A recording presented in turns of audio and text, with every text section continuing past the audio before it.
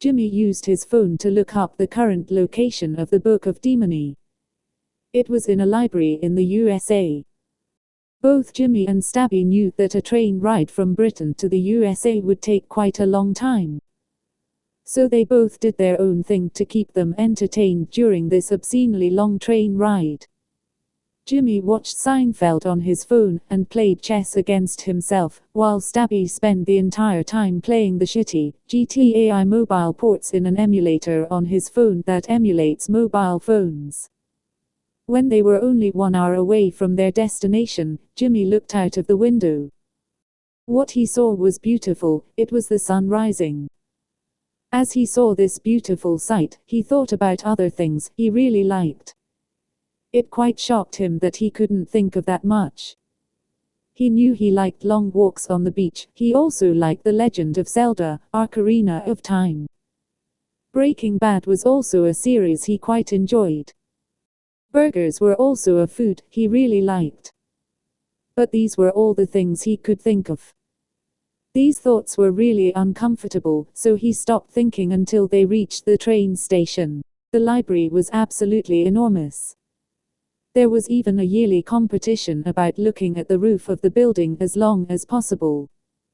The competition stopped when either one person remained as the last one that didn't give up or someone died from breaking their neck by looking up too long. They met a nice librarian lady and they asked her about where to find the Book of Demony. While she was starting to look where it was located in the library, Jimmy and her got into small talk conversation.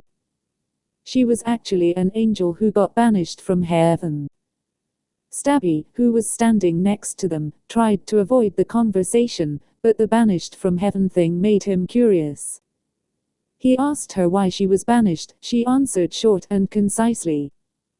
Arson. Jimmy asked worryingly why someone with a background of arson would work in a library. She answered that she worked here to actually get her tendencies under control, so she worked in a place where arson would do a lot of damage. And she would never like to burn these beautiful pieces of literature and history. Even though they were extra burnable, so easily, beautifully burnable.